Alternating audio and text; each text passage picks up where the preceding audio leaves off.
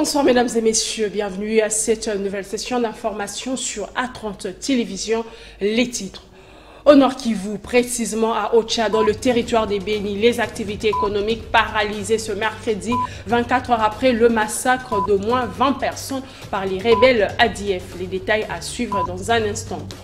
Le ministère de l'économie prépare une recette pour stabiliser les prix de produits sur le marché grâce au fonds de régulation économique. À la manœuvre pour de solutions face à la hausse des prix, Vital Kamerhe, vice-premier ministre de l'économie, qui a lancé cet atelier avec plusieurs autorités et experts du secteur. Voilà tout pour les titres. Place au développement.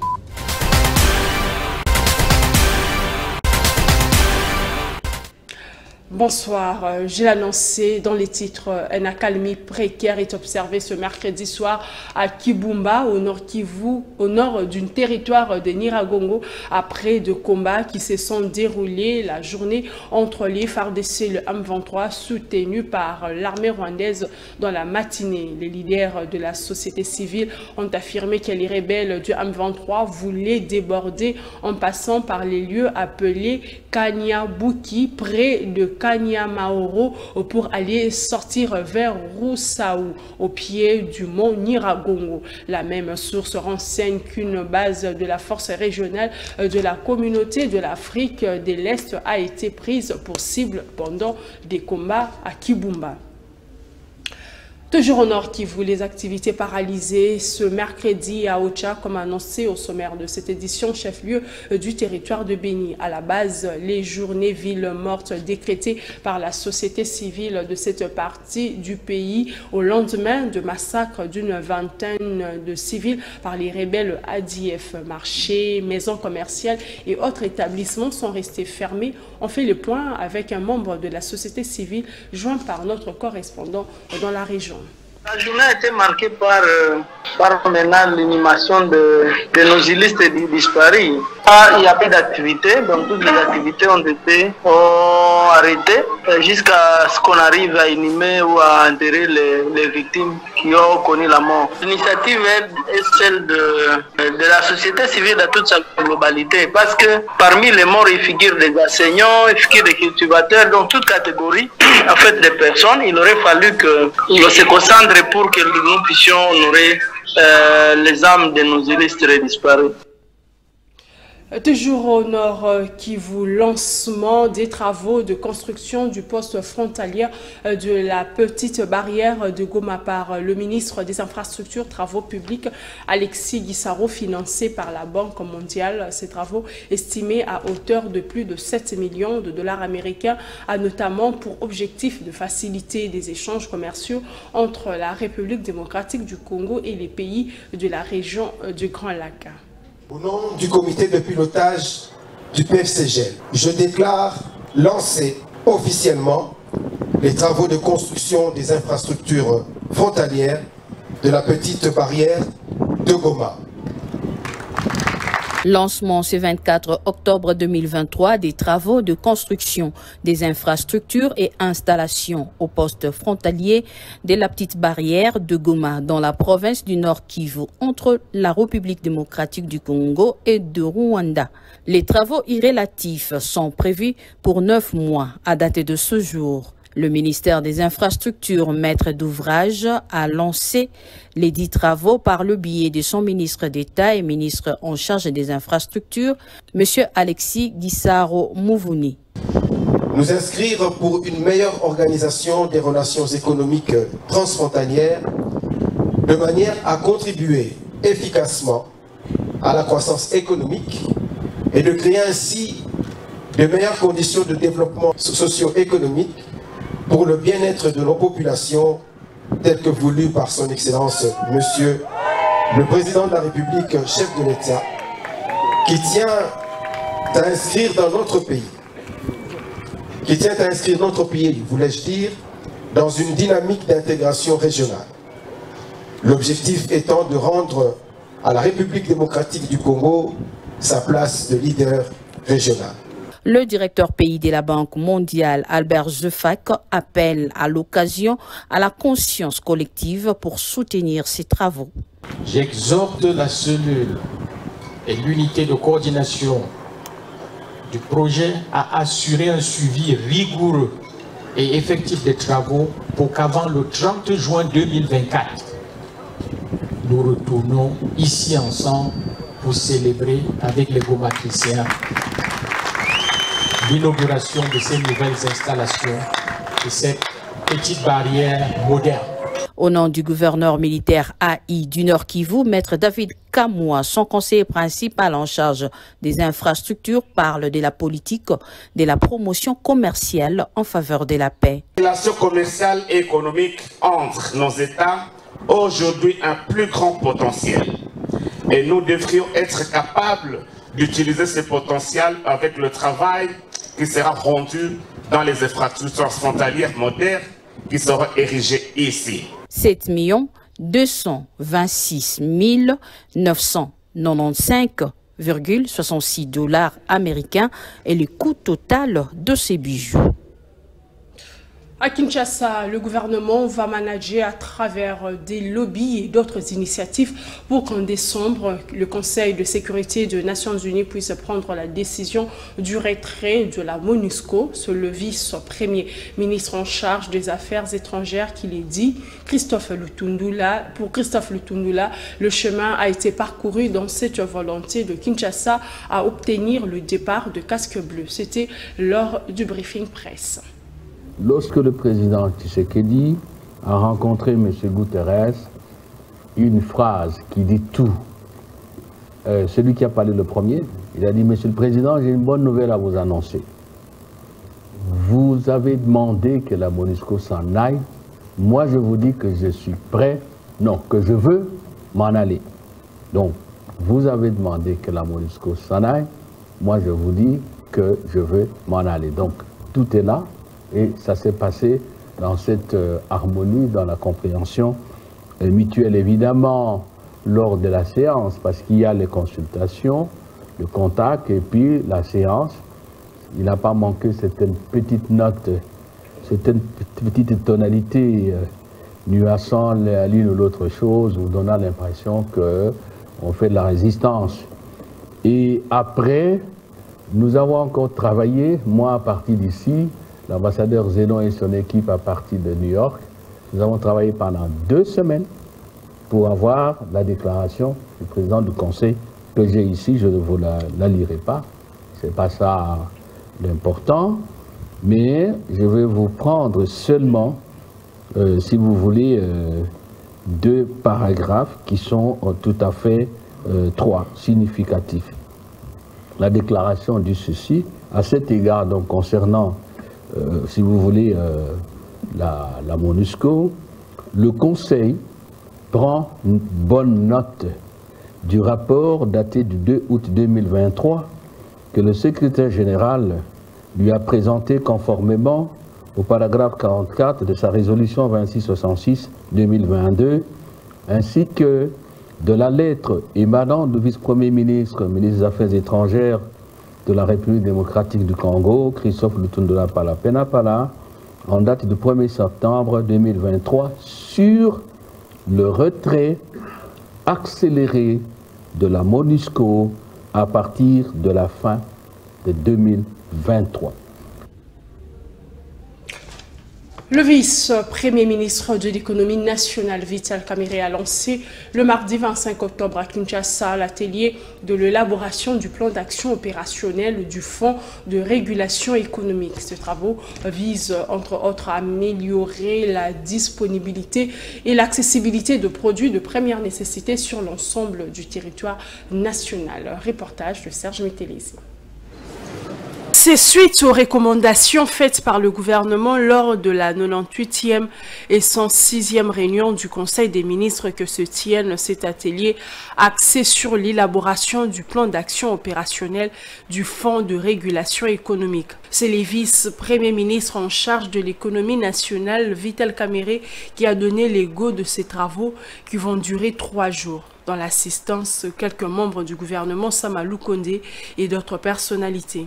Cet atelier vise notamment à intervenir sur le marché dans l'approvisionnement de produits se trouvant en situation de pénurie ou de variation à la hausse des prix sur le marché dépassant régulièrement 5%, par exemple le céréal, produits pétroliers surgelés. Le FOREC devra lutter contre des influences néfastes des cartels et des oligopoles qui gangrènent notre économie de la même façon.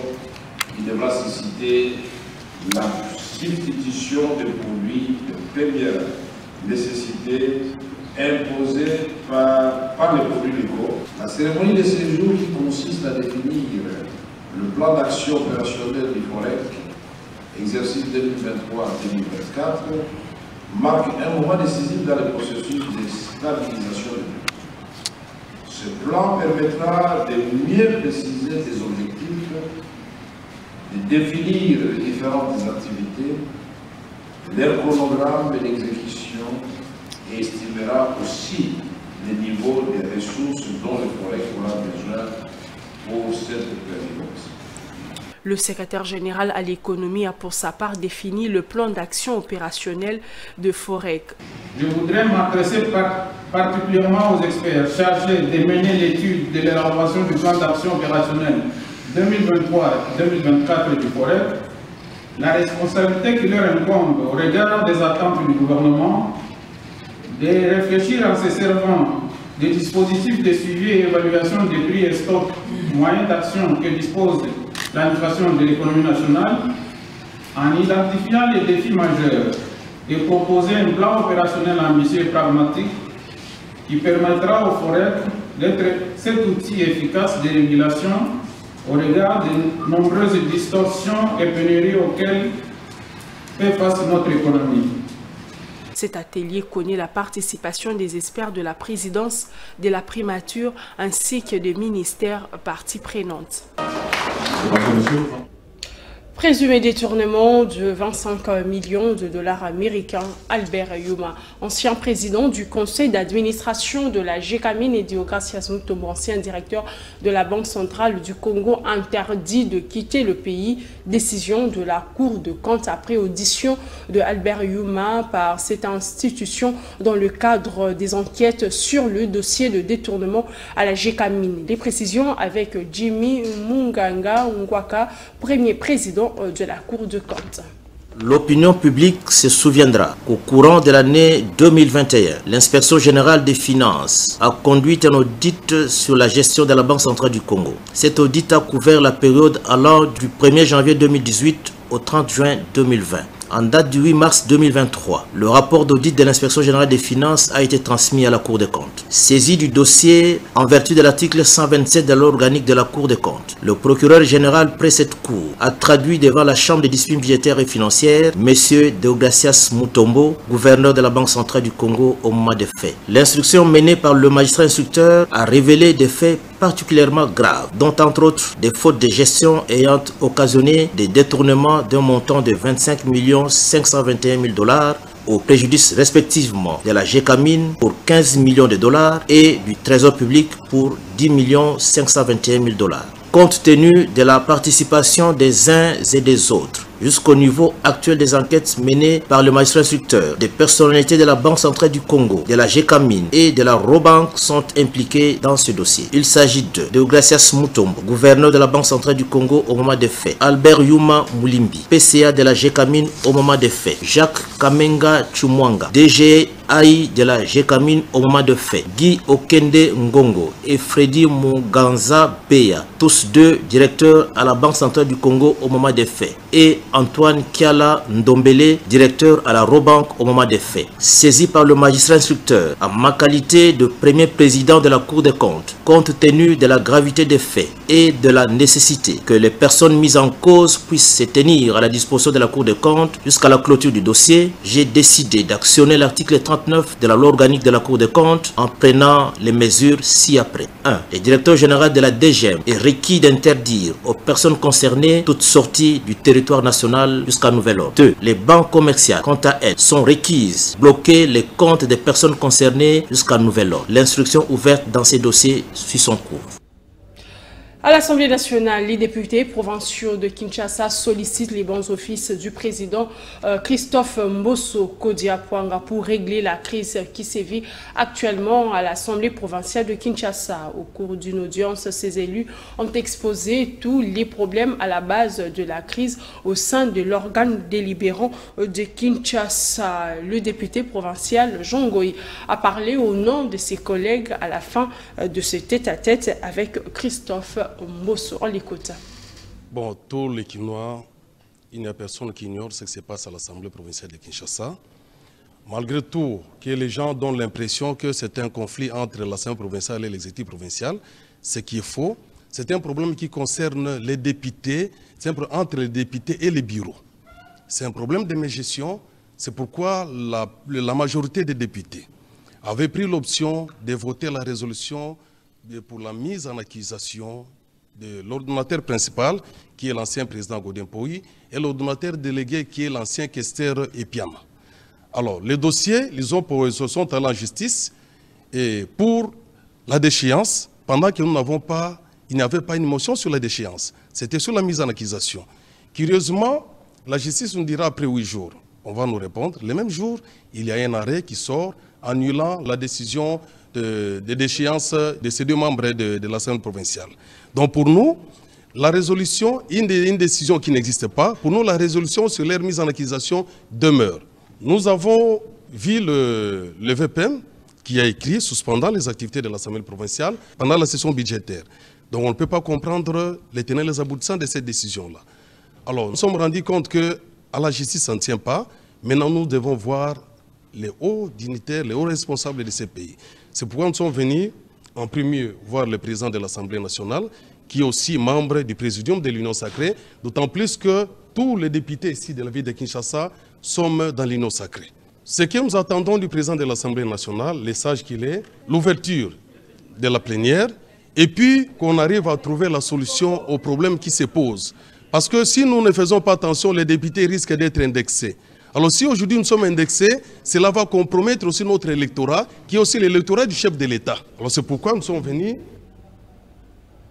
Parlons santé dans ce journal. Le taux des personnes souffrant de la poliomyélite en République démocratique du Congo est passé de 0,26% en 2023. Ces statistiques ont été dévoilées par le COP, une structure qui milite pour l'éradication de cette maladie à l'occasion de la journée mondiale, instituée dans la lutte contre la dite maladie. Selon Elisabeth Mukamba, coordonnatrice de COP, la population devra s'impliquer davantage pour éradiquer ce fléau. C'était mardi au cours d'une conférence de presse.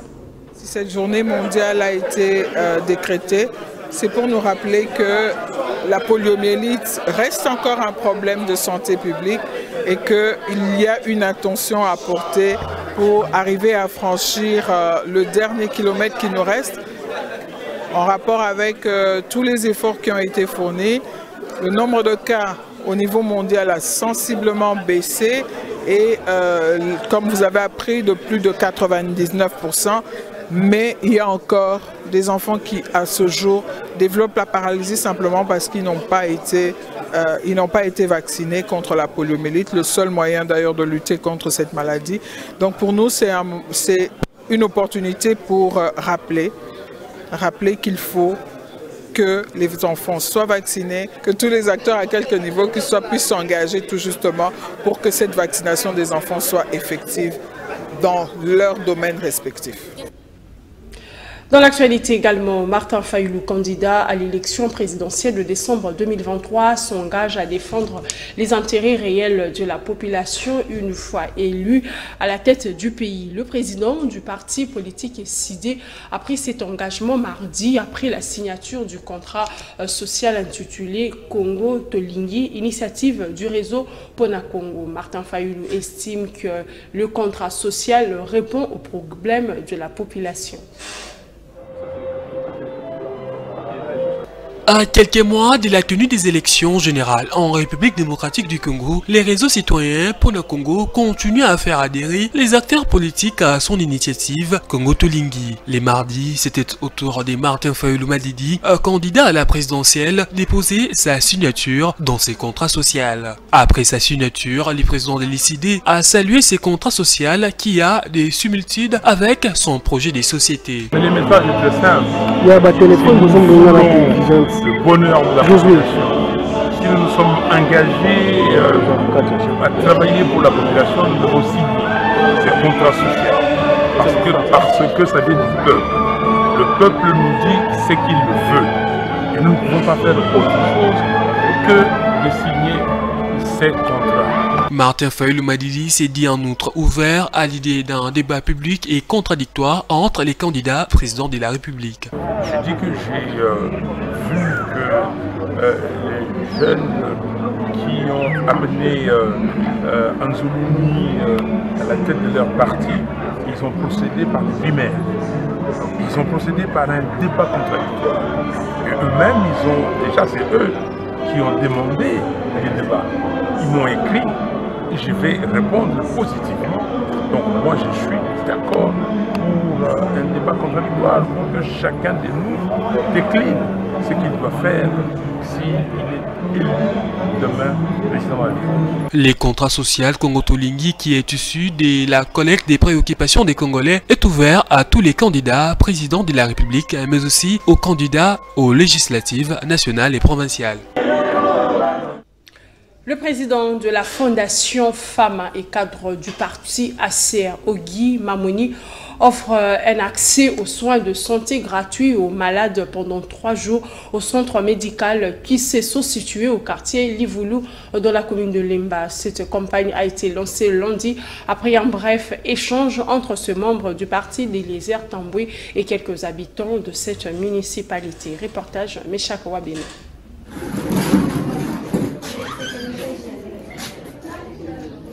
C'est un geste des bons cœurs posé par Ogi Mamoni dans l'optique d'aider ses compatriotes congolais à avoir un accès aux soins de santé appropriés. Au centre médical Kikessa Livoulou dans la commune d'Elemba, Ogi Mamoni, cadre du parti Action Commune pour la République, a, avec ses propres moyens, offert gratuitement pendant 3 jours un accès aux soins de santé aux malades, jeunes et vieux. Ces candidats à la députation nationale a également eu une oreille attentive pour écouter les problèmes qui dérangent nuit et jour ces Congolais. Dans la foulée, certains bénéficiaires n'ont pas manqué de les remercier pour les gestes. Alors, on a évité l'initiative pour Papa Nangaï.